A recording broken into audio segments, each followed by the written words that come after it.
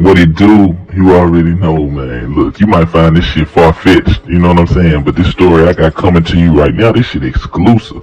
Breaking news. I'm talking about this shit just happened. These motherfuckers was trying to bring in 2 tons of the coke through the port over in Paris, you know what I'm saying? Look, you can't call me Don Travelot. I'm John Travelot.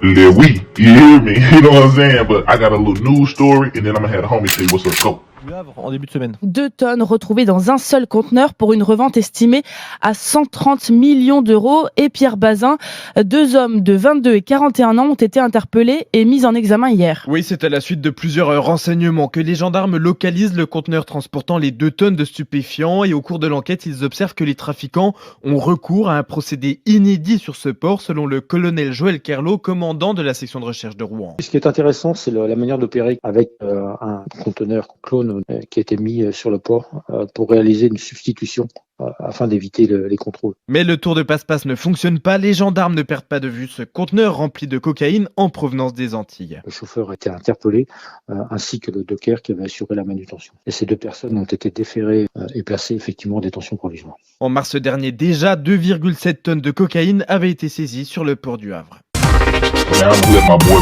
Pierre, let we gonna let you know what else was popping too. I got your boss!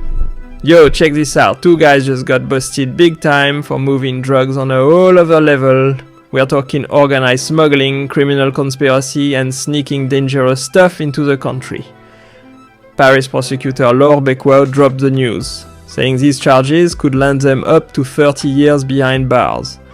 And get this, the coke they seized, worth over 130 million euros on the street. Yeah, that's right. Millions. Now, Interior Minister Bruno Retailleau hopped on social media to give props to the crew that pulled this off. The Rouen Gendarmerie and the OFAST anti-drug squad. He's hyped, calling it proof that France is turning up the heat on the narco game. Here's where it gets wild. Colonel Joël Kerlot, the guy leading the case, said it all started with some solid intel from his team. First, Le Havre's prosecutors handled it. But once they made their arrests, it went up the chain to the big dogs at Junalco, the National Crime Unit. They're still working to track down everyone involved, co-creators, sidekicks, the whole crew. But the real twist? These dudes used a crazy trick called a clone container. Basically, they planted a fake container in the port with identical markings to a legit one on the ship's cargo list. The plan? Swap it out and dodge the scanners. Genius, right? But not slick enough. This move might have been used in other ports, but it's the first time they've seen it go down in Le Havre. And yo, this ain't even the first big bust at this port. Back in March 2024, they snagged 2.7 tons of coke hidden in moving boxes shipped from Guadeloupe. Bottom line, Le Havre is turning into a hotspot for these criminal networks.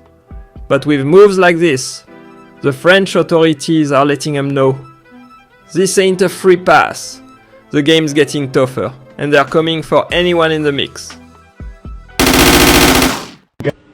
Now you can't say them folks wasn't legit, so you got the dock worker, young nigga, you know what I'm saying? He 21, he like, boy, I'm finna hit, you know what I'm saying? Oh, it break my heart. But it's like, think about this, like, nigga jump off the porch, they first time, and they don't even get to play the game. They be dying to get in the game, dying to see that bread and get what come with it, but then they get the worst of what come with the shit right off the porch, like, damn. Because he couldn't have been going hard that long. He 21. Then they got the little driver. They trying to play the little shell game with the containers. Popo said no. But you know how this shit go, man. You got to be on your P's and Q's. You got to know what you're doing. You got to know who you're dealing with. You got to be on top of your shit. You know what I'm saying? And I mean, they had a good little game. Like, you know what I'm saying? Like they say in the article, like, the port ain't never even seen that little game get played over there. But the sad thing is they seen the game. But trapping ain't dead. For real.